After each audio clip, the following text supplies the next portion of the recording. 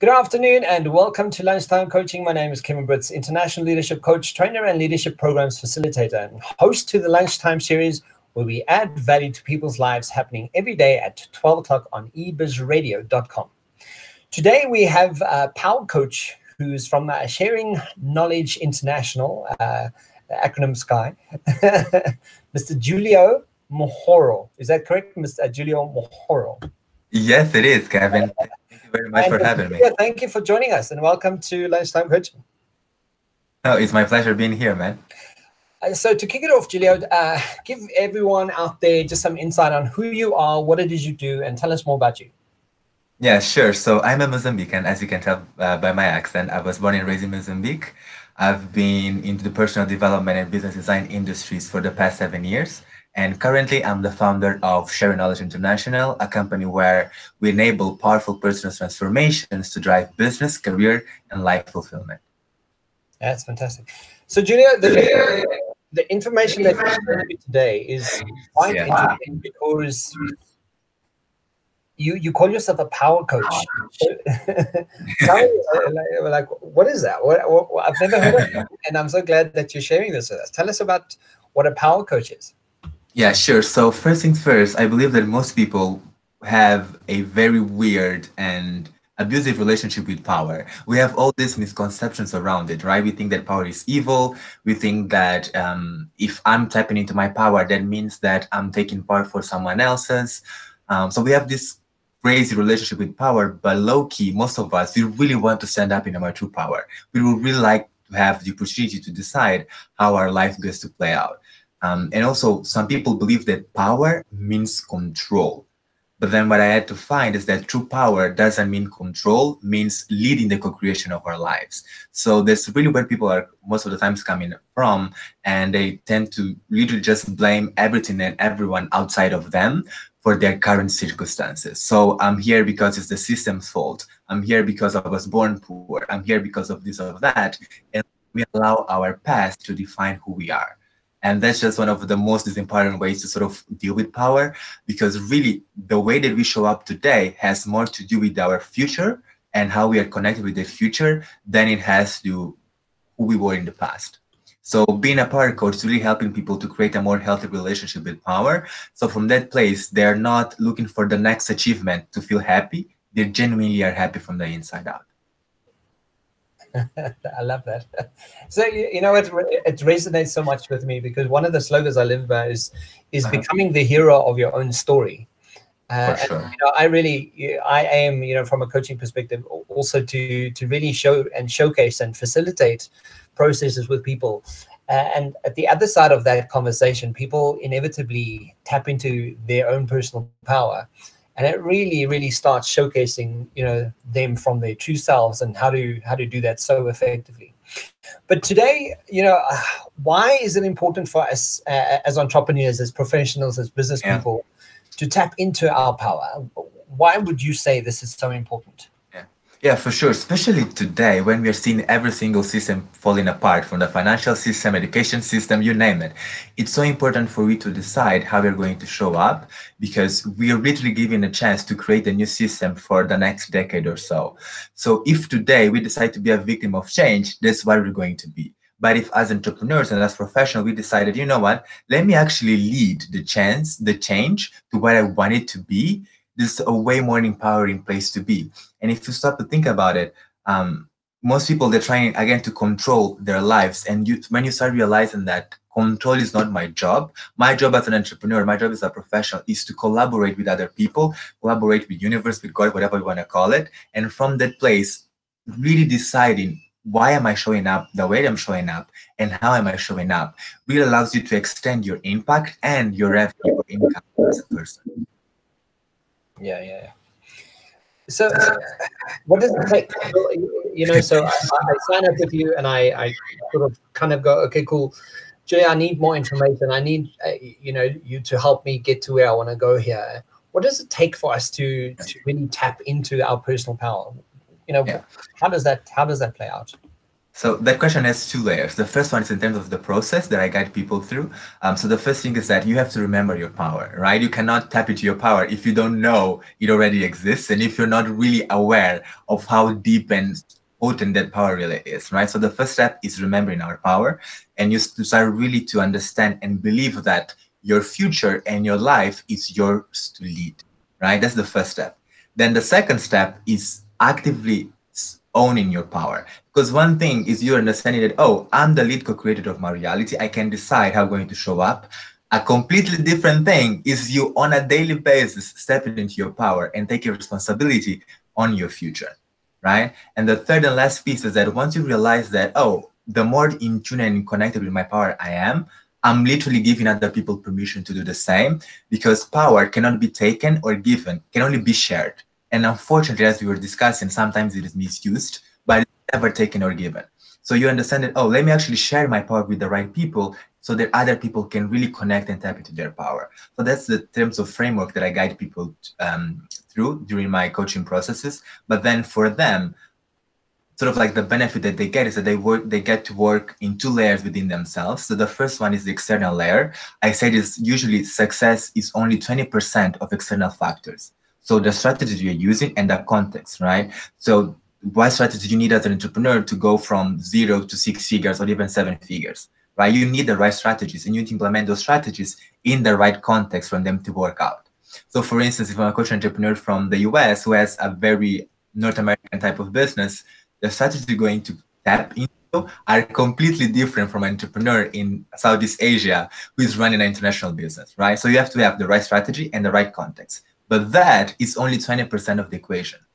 The remaining 80% comes down to who you are as a person. So it's your identity, your energy, and your mindset. And I guess the best example that I can give to people, because otherwise they'll be like, oh, this is just too woo-woo, right? This is just too crazy. Is like, think about as you're buying a laptop, right? You get to decide if you want a Apple-based computer or you want a Windows-based computer, right? That's the computer identity. Let's say you want from the MacBook Pro. So that MacBook Pro has a hardware and a software. Just like the computer, we have a hardware, our body, and we have a software, the things that we identify as. And here the trick is that most people associate who they are with their roles. So if I often ask someone like, who are you? They're going to give me their job title, you know, or they're a mother or a father, a professional, a coach. Those are roles. And eventually those roles will change, but who you are goes way deeper than that.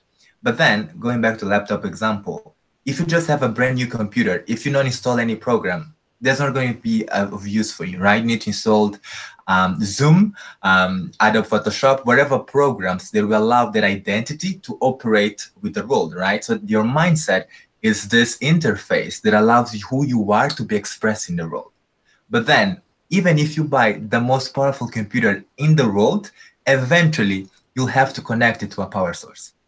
That day will come, right? So that's why energy is so important for us as individuals, to really make sure that we are not giving from our cup, but we're giving from our overflow. And I help my clients sort of upgrade their identity, upgrade their mindset, and tap into their own energy source. From that place, power really becomes just who they are. And that's when they can really be able to deliver massive impact to the world. I'm so glad you're mentioning that. I think, you know, people often have this idea that they have to just give and just give and just give, and yet they often are running on empty. You know, so yeah. When you think of how do I replenish my personal power, you know, first and foremost, you must know that you have power to share. You must know that you have of yourself to share. And if you're literally just giving of yourself, you're definitely, you know, your cup's running empty, and you're not doing yourself any favors by doing that.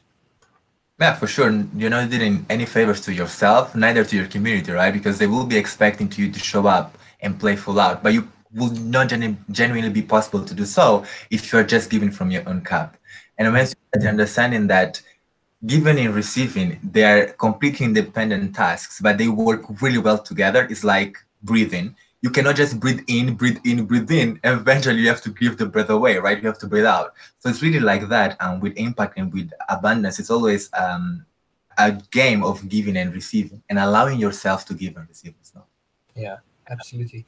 So in terms of misconceptions, because I think we, you know, when we started our conversation, I was saying, it's such a brilliant topic to talk about, because I think in the world currently, and rightfully to the point where we expose ourselves to a lot of content and a lot of information, a lot of what we we give power to people. Yeah.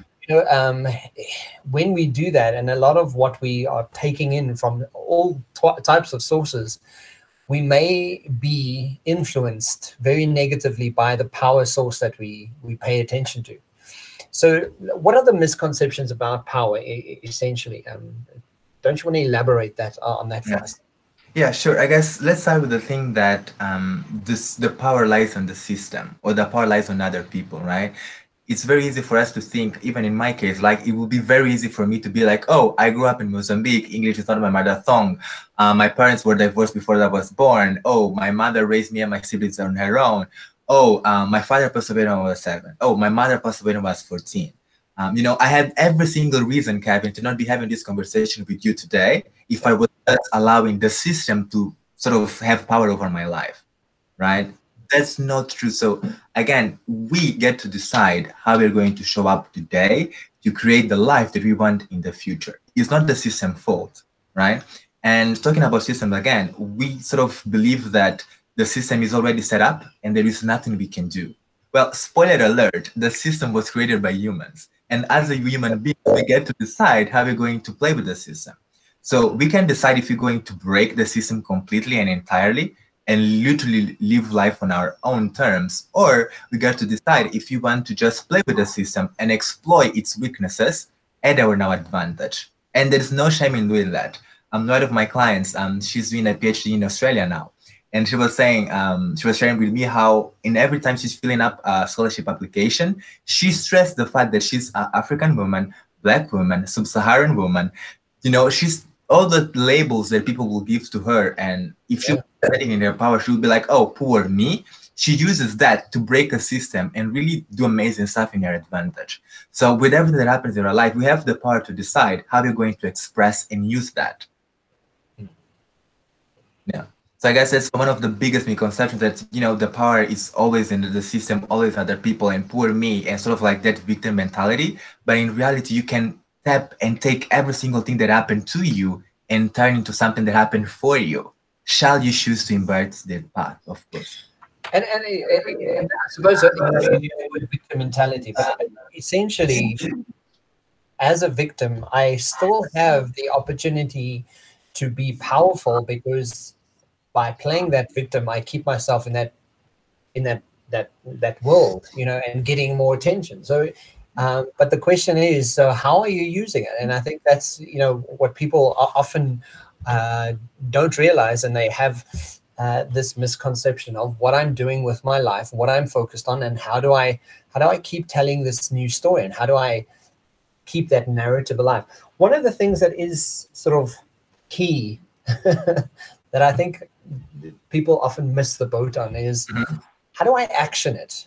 Because we all know when you say, yeah, Eunice, step into your personal power, and this is something you need to do. And we have the notion of it. We have the idea of, we've heard people say it, and there's so many speakers in the world that speak about your personal power. But I think what is the sort of the link, the bridge, between that knowing it and actioning it? Because from a linguistics perspective, we often call it incongruent communication. You're saying one thing, but you're actioning something else. It's like, well, that doesn't make sense. Like, why would you do that? So, what is that link, do you think? Yeah, for sure. I really think that lies around the right questions. Most of us, we actually have the right questions, but we ask them for the wrong things. So for instance, when we're thinking about the past, we always go around what happened, right? Like, what happened here? And the sort of the trouble of using what to reflect about the past is that the what is always going to be depending on the person's perspective. We can live the exact same situation, and you describe it in a way, and I describe it in a completely different. So that's the limitation with what for the past.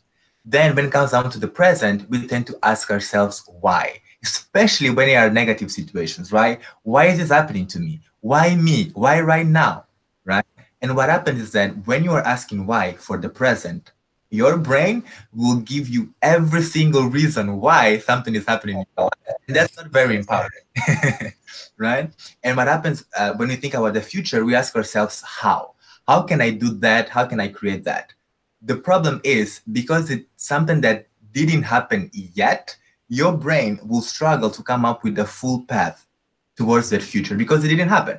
So one of my challenges for people is let's just flip this question a little bit. Every time you're looking at your past, you should be asking how. Because it's something that already happened, your brain will give you exactly how you got where you got, right? And that way is way more easier for us to draw lessons from our past instead of being stuck in it, right? Yeah. Now, when it comes down to your present, asking yourself what is going to be extremely power. What's happening, right? Twitter is not great just because of the app and of the stuff, it's because it literally gives you a sense of what's happening right here, right now. Allows you to be more mindful about what's happening, right? And then when it comes down to your future, it's your chance to decide around the why. Why are you showing up the way that you show up? Because the easiest way for you to really connect with your power is by connecting to your purpose. And I guess most people believe that, there is a book on the heavens written, Kevin, this is your purpose. Julio, this is your purpose. I'm not sure that's how it's going down. For me, it's all about we co-creating our purpose with the world, right? We're getting to decide how we're going to show up, and especially getting to decide why we are showing up. So it's just by playing with those questions, you start asking yourself, well, the thing that I'm doing today, is this really, really, really getting me closer to my future? If the answer is no, just stop doing it. Simple as that, right? You might have a plan to have to stop doing something, but at least you know now that's not really getting you where you want to get, right? Just having that balancing and playing with those questions can dramatically change one's life for sure. Yeah, I love that you use that analogy. Stop doing it because when people go, yeah, but I've been doing this, this, and this, and they kind of get stuck on the story of what's not working, and you kind of go, okay, well, how's that working for you? If it's not Yeah, working, you're doing it. Like, stop doing it. Yeah, I'm like, I love it. It is actually quite simple. I think we want to complicate life and make it more yeah. more than Oh, it should. for But sure. I remember when I was managing a business incubation program here in Mozambique. It was so intense and hectic. I had to stop doing a lot of crap. Otherwise, I wouldn't cope with it. So most of the time, we think that in order to have more, achieve more, we have to do more. Sometimes it's you have to stop doing, so you have to start doing less of what doesn't matter, so that you have room to do more of what really, really, really matters. So yeah, for sure. and I think that's such wisdom, right? Because most people invariably have been taught, we've been taught that, and you got to work harder, you got to do more, you got to, and you're kind of going, no, if you have to just stop for a second and reconsider and ask yourself a bunch of powerful questions on how, what, and why. I think that in itself is the power where it sort of generates and where you're coming from. Being an entrepreneur professional is already demanding, like you just mentioned. What are the clear benefits of improving our relationship with power? Yeah. Speak about the benefits. Yeah, for sure. So once you realize that you are in power, that you are in the leadership position of your life, I guess the first thing that really struck around in my own life was just the amount of mental bandwidth I had to really work on the things that matter. Because before, for me, it was all about the next goal and the next goal and the next goal. And most of those goals, they were not even things that I was personally in love with.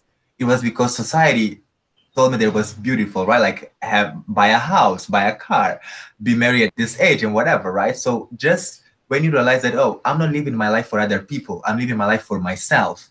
Now I can genuinely invest on the things that really, really matter to me and to the people I love. So just immediately liberates you and gives you more creative power. That's one of the hugest benefits. The Yeah. second one is the level of impact. Um, every quarter I do this power up bootcamp with myself, and I've been doing that with my clients as well. It's just great checkpoint for you to understand where you are in your journey and what you should be doing next. Every time for me was, well, I need to impact more people. I need to get my message across. I really need to help people transform and grow. And once I started tapping into my real power, and for me was making a huge transition from offline to online, it was like, wow, all of a sudden I got to, impact way more people doing less. Like a practical example, I started recording training courses and putting them online. Now people all over the world can access those courses whatever time they want, whatever time they feel called to. And I still get to enjoy not only the income that comes from these courses, but really understanding that people are transforming and growing. And still I can be doing other stuff. So once you step into your power, your level of impact just increases. And for me, the third one is way more related with legacy, in a sense that you start creating the path for the future generations and for other people to actually follow their own path, right? You start becoming the very first person who did that. You start to become a trailblazer and really just disrupting everything that people assume to be possible just because you were bold enough to step it in your power every single day. Because that's the trick. It's not something you do once at a time and it's done. It's a conscious decision. It's a conscious choice to step into your power. I'm loving it. I think it's so cool. So, how can we create and enable an environment for growth? Talk to us about this. Yeah. So the thing with our environments, there are two things, two sort of like layers to this question, right? The one is, I don't know if you heard that analogy that if you put a pot with boiling water and if you throw up an egg and a potato, in the end of the day, the potato will grow soft and the egg will harden. Yeah. Right? So we are not necessarily byproduct of our environment, right? It really starts with us. The egg is an egg, a potato is a potato. There's nothing you can do about that. Even though the environment was exactly the same, the results were different for the egg from the potato. So the first things for me is making sure that people are ready to benefit from their environment. Otherwise, you'll just be wasting resources. So really doing that deep internal work, that 80%, your mindset, your identity, your energy. And then from that place, it's way easier to create and craft the strategies because people are already feeling empowered and they're also connected with the strategies they're creating. I guess a great example is, around fitness, right? Everyone knows that in order for you to lose fat and gain muscle is playing with three things: your sleep, your eating, and your exercising, right? And most of us, if you grab our phones, we will find at least a personal trainer, a nutritionist, and even sleep doctors these days. So what's preventing us from being at the best shape possible on earth? Because we have the environment to do so, right? Those are the strategies, right? It comes down to that internal work that for me is the first, is the core and the foundation. And then when it comes down to sort of like sharing our power with others to create this enabling environment, it comes down to genuinely being honest about our intentions, right? No hidden agendas, no playing things, under the carpet, really being upfront and honest about what you're trying to create and why. And from that place, you start realizing that sort of like the right people start aligning to support you in this vision, because really your why is has such a strong gravitational pull that people just feel drawn to you. So I guess that's would really be my tips around creating this environment. Always making sure that you are honest and true to yourself and then with other people as well. It's amazing.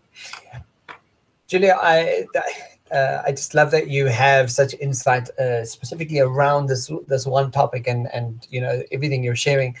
If you could leave us with some takeaways for today, where people could really just kind of go, wow, yeah, this is something I want to take away. I mean, there's already so much. But if you could sort of summarize today's conversation for us in how to really tap into that personal power and enable ourselves today, what would that be? Yeah. I guess it's that I had to learn the hard way. Before you're giving someone a second chance, you should give them a choice. So that's exactly what I'm going to do for every single one of you listening, is that before giving you a chance to grow and transform and to expand, let me offer you a choice, right? This is your life. You get to decide how you're going to show up and how the dream life is going to look like. What's that for you? If you know you're ready to play full out, if you know you're ready to live your dream life, start it today, start it right now. Make the decision, make the choice, and I'm sure the universe, myself, everyone else will be willing to give you a chance. It's really up to you. Fantastic. And that's really, it boils down to that simple equation, like what are the choices we make today? Julia, so if anyone wants to get hold of us, obviously we're gonna paste all this, all your connections and links in the description box. But what is the quickest, easiest way to connect with you and find out more about you?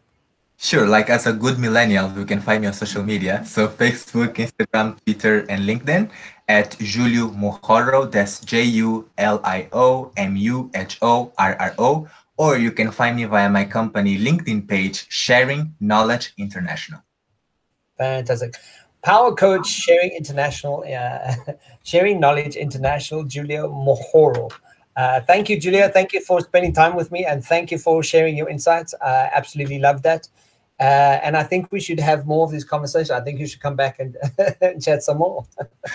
Thank you very much for having me, Kevin. I really love to have this conversation going. Fantastic. Have a wonderful day. I'll chat to you soon. Cheers.